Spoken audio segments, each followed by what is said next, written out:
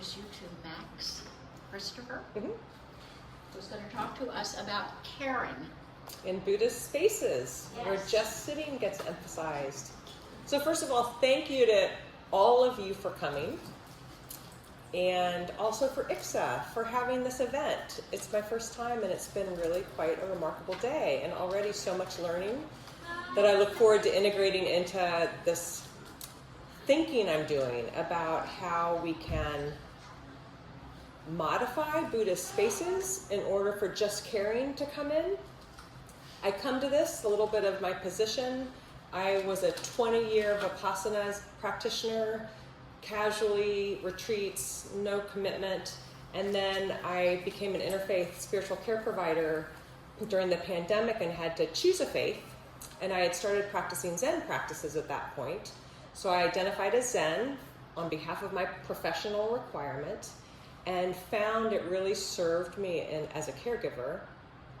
And I deepened and deepened and deepened into practice. How many of here are Buddhist practitioners of some sort or have been in Buddhist spaces?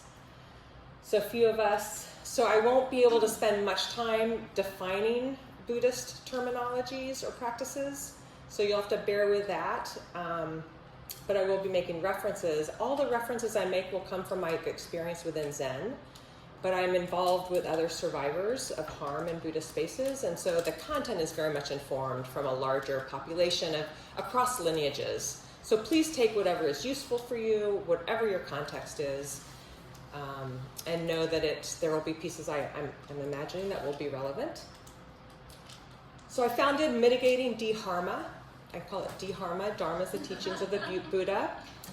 And thank you. I don't usually get a laugh with that one. And I came across Dharma when I was practicing in a prestigious Zen monastery, not as a monastic, but as a member. I went back east during the pandemic to deepen into practice because it was the pandemic.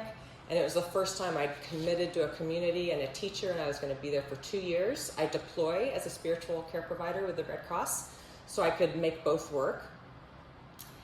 And first I'm going to define dharma. My definition for dharma is the compounding of harm that occurs in Buddhist spaces or spiritually adjacent spaces when teachers, leaders, and institutions dismiss or mishandle reports of abuse. I did this piece of art when dharma started being perpetrated on me. The quick context, you can find more at Mitigating Dharma, the website, about my personal story, but a quick summary so you're not left wondering.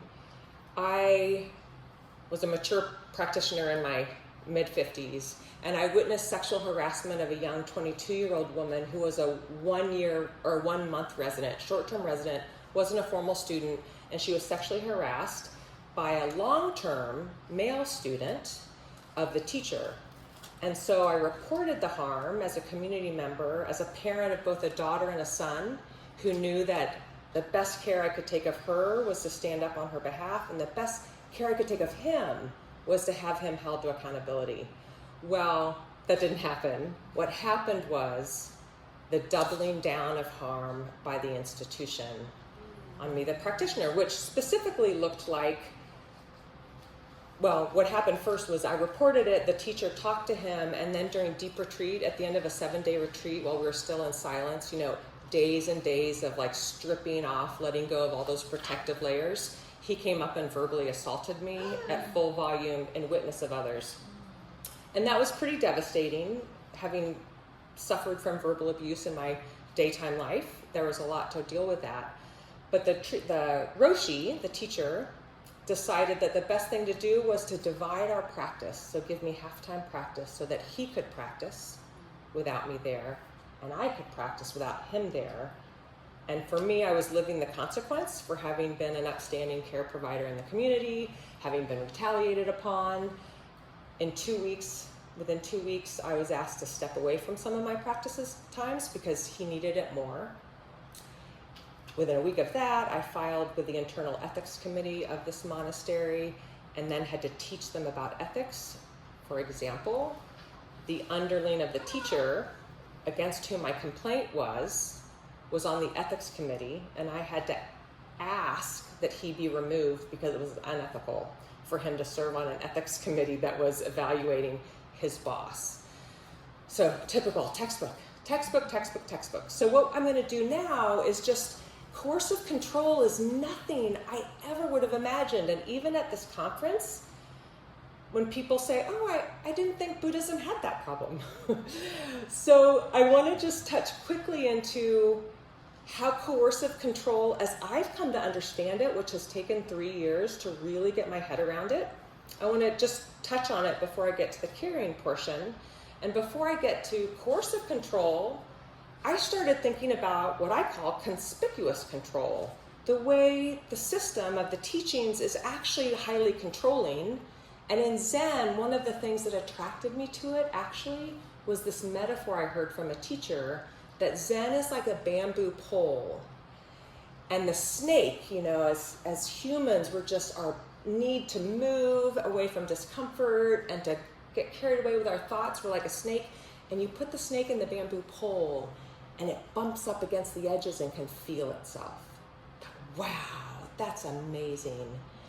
And for me, I was able to practice and feel benefit of that. So I call that conspicuous control, which is a great metaphor for coercive control, is an iceberg. So it's all that's visible, right? You enter it with transparency to how they're going to control you.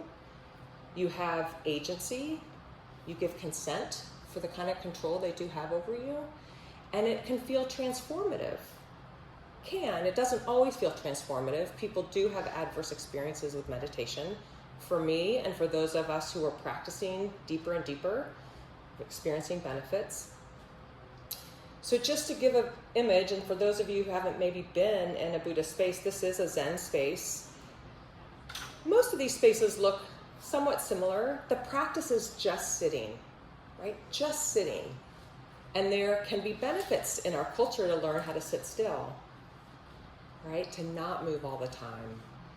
And in these spaces, they take over everything. They monitor the time.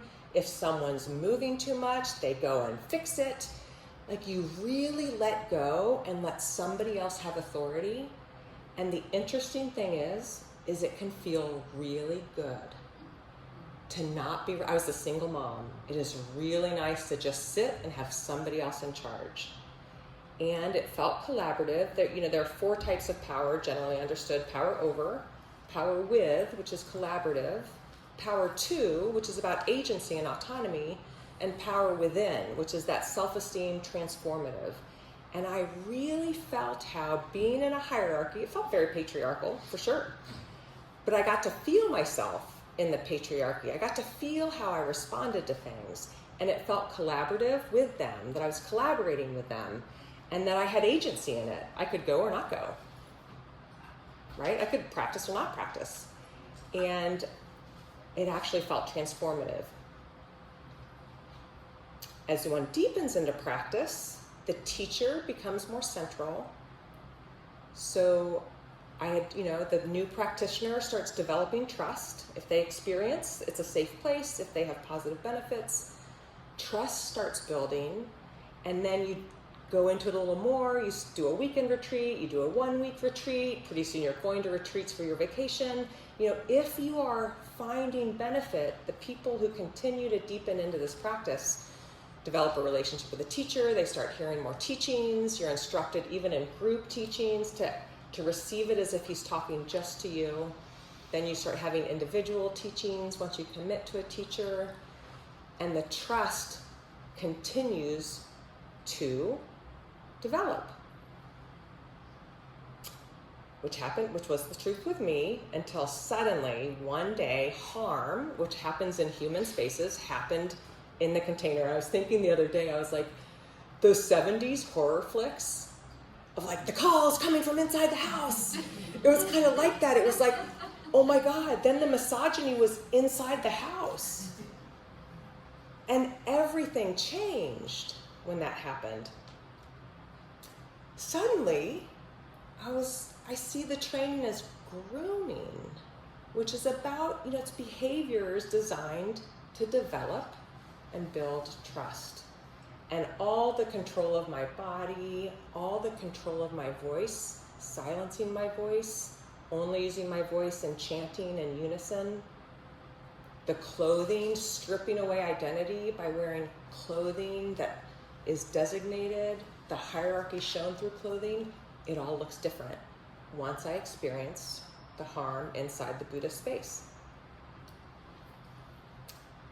There are so many mechanisms that are at work in coercive control. This is just 4 on the slide. There's many mechanisms, and I'm not going to detail them because of limitations of time, but ultimately the cognitive dissonance of practicing in this place that is supposed to be refuge, safe from distress, with people who are there to support the alleviation of suffering so that I can help alleviate it for others. I'm a caregiver.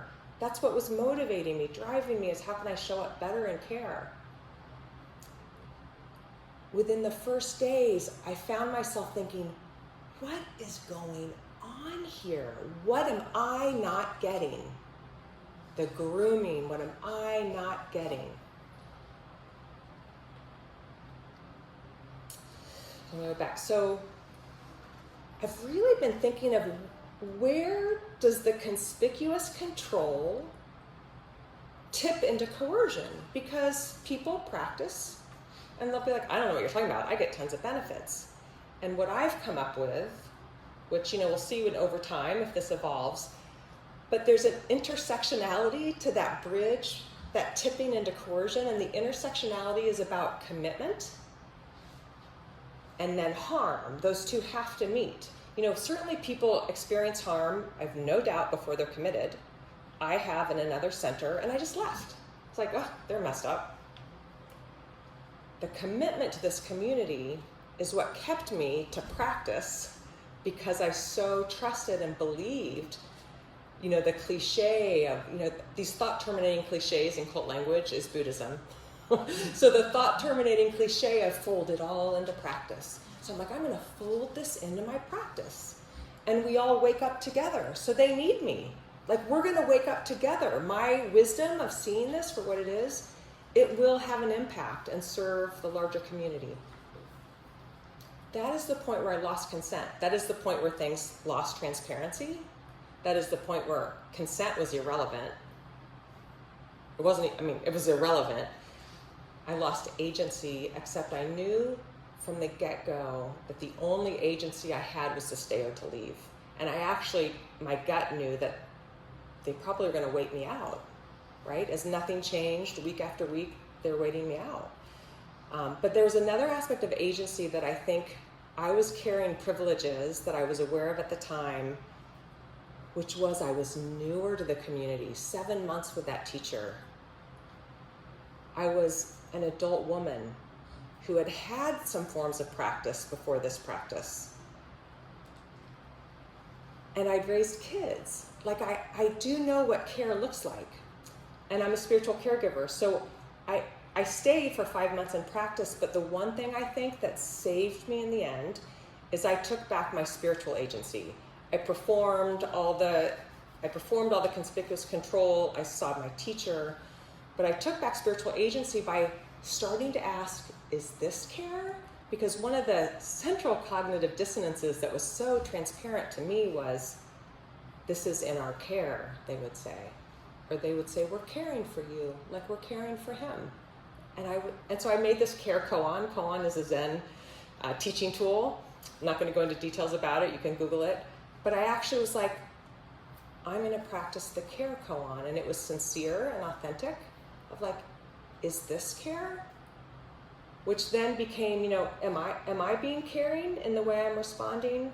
Which then became, am I caring for them at the cost to myself? Which then became, who gets to say that care is happening? The person who purports to be offering it, or the person who's supposed to be receiving it? Who gets to say that was care? I didn't feel cared for, but they were saying they were caring for me, and it was so crazy making, because they could not hear I was not feeling cared for.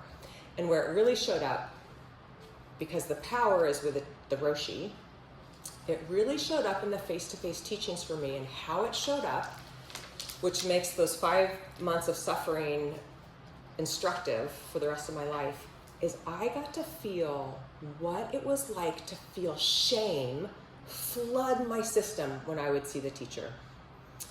I do have some things on the website which share, it's called My Final Dokusan, and it's a writing piece I did I filed an ethics complaint with the Soto Zen Buddhist Association, of which this teacher is a member, and ethical sanctions were put against him, which have now been lifted.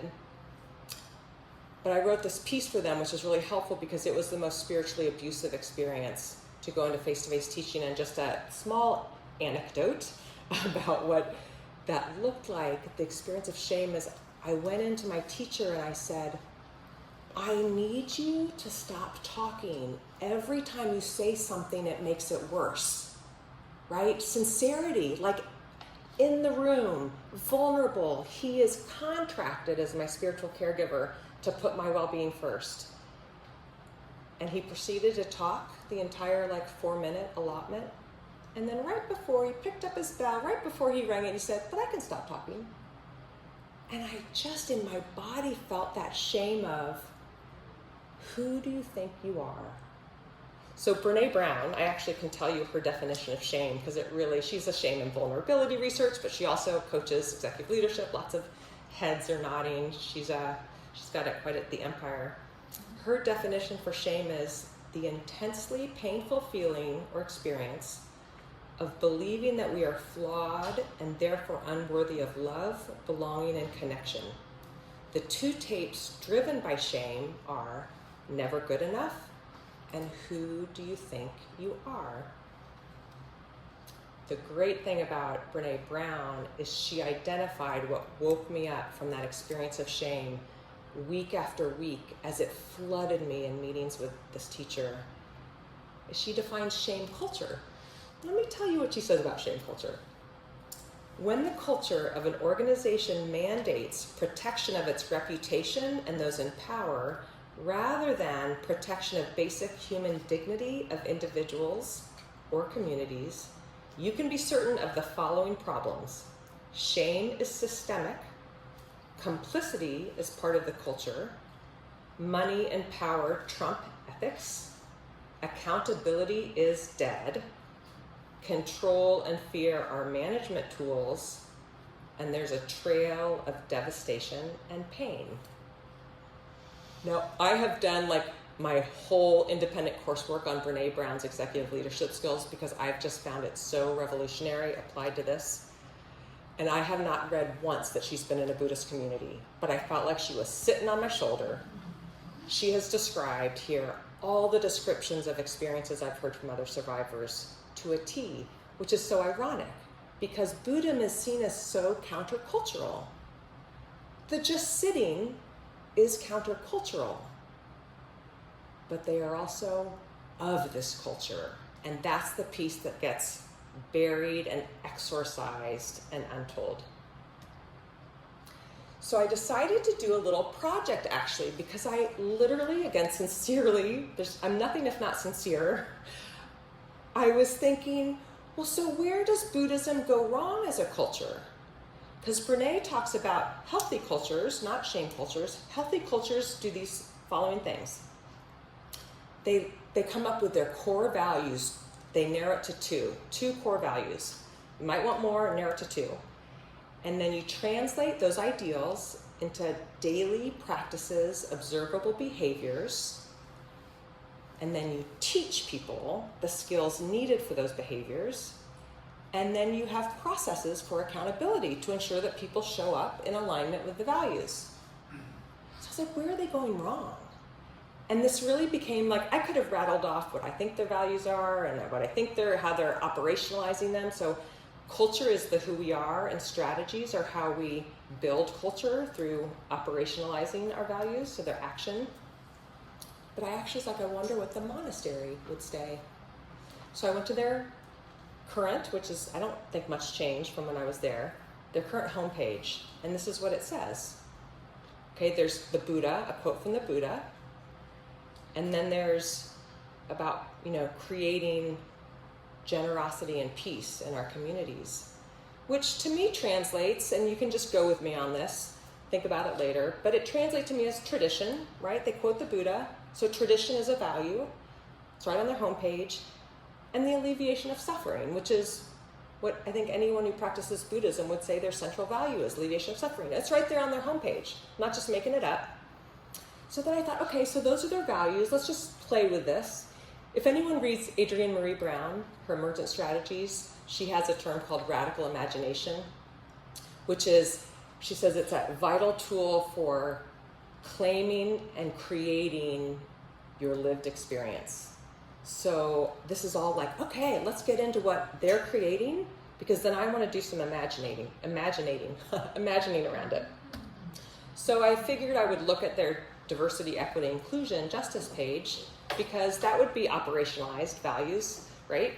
And what I saw was a lot of nice language, which I just think is worth pointing to Alexandra Stein, if you know her work.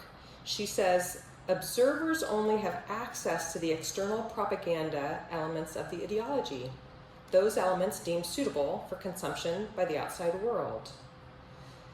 I thought, yeah, this is kind of that, right? It's pretty light, it's kind of appealing language, but if you look closely, the refuge is in there, refuge in the teachings.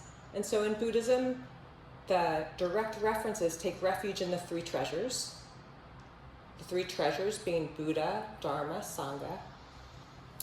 And the teachings are the Dharma, part of that. And if you have teachings and you have a teacher, so there's the Buddha, part of the three treasures, and then Sangha, community. So I thought, oh, actually in this is the ideology, refuge in the Buddha, Dharma, and Sangha. So that's how they're operationalizing. Is everybody with me? Does that seem? Yeah, so that's how they're operationalizing. So then I thought, okay, so then what we have is the culture of the monastery, which I think translates into other Buddhist organizations, is the tradition and the alleviation of suffering. So the operationalizing is the three treasures, Buddha, Dharma, and Sangha. So the question is, Brene Brown says only about 10% of businesses successfully translate their core values into behaviors that are then taught and held accountable. So I was like, okay, so how are they doing with this? And with the tradition, I looked at the tradition, right? That would be what's taught in the just sitting, the conspicuous control, the container space, the training. That's all the traditional stuff. It's behaviors. They certainly hold you accountable to them. They teach them to you. So with the tradition, it feels like they're operationalizing the three treasures. But with the alleviation of suffering, well, even before I go to the alleviation of suffering, I want to point to the fact that when I say there's accountability, there's limited accountability. It's particular accountability, right, to the student who's in the space, not to the teacher or to the leaders of the space. So the tradition does hold certain things accountable, but coercive control happens, and that is related to the inconsistent and particular accountability that's practiced, which is hierarchical. So the alleviation of suffering, when I got to the alleviation of suffering, I literally just went, I think there's just a citation that says, see tradition. Like, there's no behaviors taught about what it is to alleviate suffering. It's actually stays in ideology.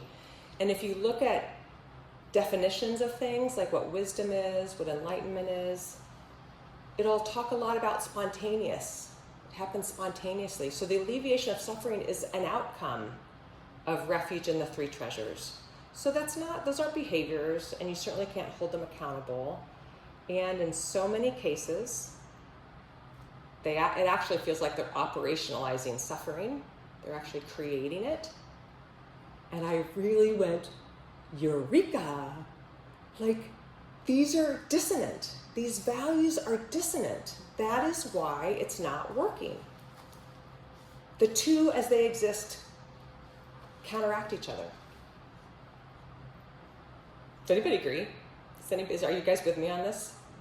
Yeah. No, I agree. Oh, it's not a question, it's agreement? All right, so here's the radical imagination part. if this is true, I imagine actually every Buddhist organization needs to go through a Brene Brown training and do this work, right? Ideally, it's that specific and not broad. But just since we're working with my little experiment with the monastery, I'm going to keep the tradition and alleviation of suffering as values, and I'm going to keep the operationalizing of the three treasures as the strategies, but I'm going to shake it up to see if we can make it work. And that shaking it up is adding the just caring piece, what was not happening. I was not cared for, the woman was not cared for, the men were not cared for. Turned out this man had actually been causing harm to people long before me, already to this young woman. Like, it is not happening. Care isn't happening. So here's what I'm kind of just like spitballing. It's very much of a summary touching on it. No way to go into like what my mad mind is thinking.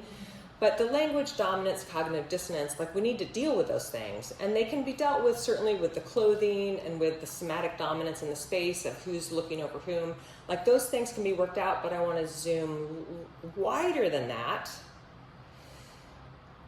and actually focus on boundaries. Brene says vulnerability minus boundaries is not vulnerability. It's manipulation, it's power, it's desperation.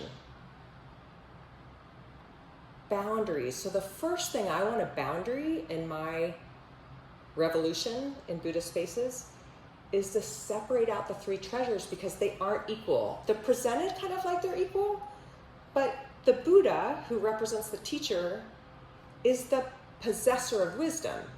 And what he possesses is the Dharma. So he transmits the wisdom.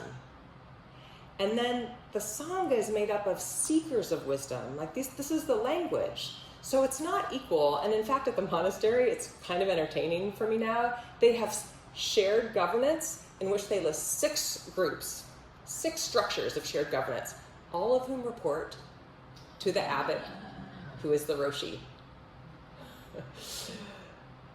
It doesn't work really well when your complaint is against the person who all the shared governance reports to and have been elevated into position by. So separate those out. Dharma and Buddha get separated out. The boundary is around the spiritual space. Like that is a container where the Buddha and the Dharma and any hierarchy of knowledge can have some life there. But I actually want to de-ideologize it because it's a romantic language that has all sorts of mystical qualities. And so I want the boundaries around the historical Buddha and Dharma and the historical teachings, and then the teacher and the teachings. So in the community, it's the teacher and the teachings. And the teachings he offers are how the wisdom comes through him as an entry point for the diverse wisdom. What would it have been like if I was sitting across from him, from a teacher who's not the representative of the Buddha? If I was sitting across from him and he had said to me, I am learning from you about misogyny I never realized. Or what can we do to care for you? Or thank you for speaking up. It'd be radical. So then it becomes a job, right? The teacher in an organization now is the Buddha. It becomes a job. He's hired and fired by, a board of trustees who actually is voted on by the community. Like, make it more like an institution that is actually run by the people. And the representatives get replaced, not elevated by the teacher. Obviously, ethics need to be revised. Currently, ethics in Buddhist spaces are Buddhist ethics. And so the programs available now are actually taught by teachers who do not present any outside experience or training in ethics. As Carol Murchison will say, if you ever listen to her podcast or hear her here, she'll say the business world does better on ethics because they get sued. They have to. To think the business world does better on ethics than a Buddhist organization is tragic. So that needs to be shaken up. There need to be outside influences. There needs to be feedback systems, transparency. And the teachings are actually shared teaching. The teacher I thought at one point, why am I going to a 65-year-old white man who's never been married, never had children, has been a monastic for 40 years? Why do I think he's going to have wisdom to offer me as I'm struggling with dharma?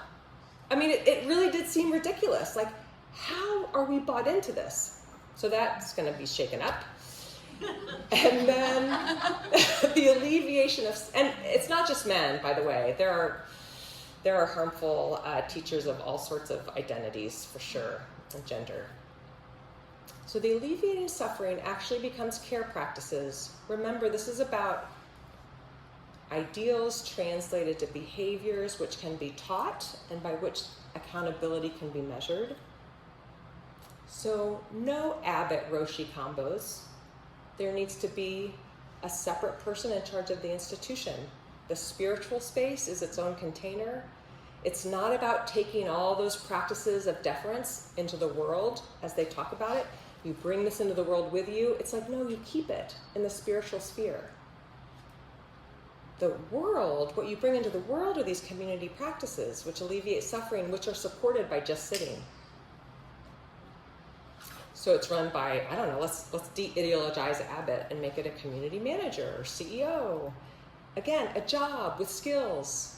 He's taken Brené's executive leadership training. She talks about vulnerability shields, like the knower, and leading by control and fitting in culture. She talks about leaders have this vulnerability shield to stop themselves from feeling vulnerable. I call it the venerability shield. It keeps them venerable, right? So this community manager is not that. He's actually a leader of an organization. His skills are about bringing people into community and developing all the accountability and things like that. However, with alleviating suffering, I love acronyms, and so just a little sampling, so incomplete, care practices, which is about actually having power to, power with, power within. There is no power over in this community space. So culture of courage, my little mantra is courage combats coercive control. The courage to speak, right? The courage, like it takes a community to be courageous. There are skills around being courageous and what it takes to have a culture that's courageous. Same with agency. The vulnerability is its whole other, rabbit hole of fun.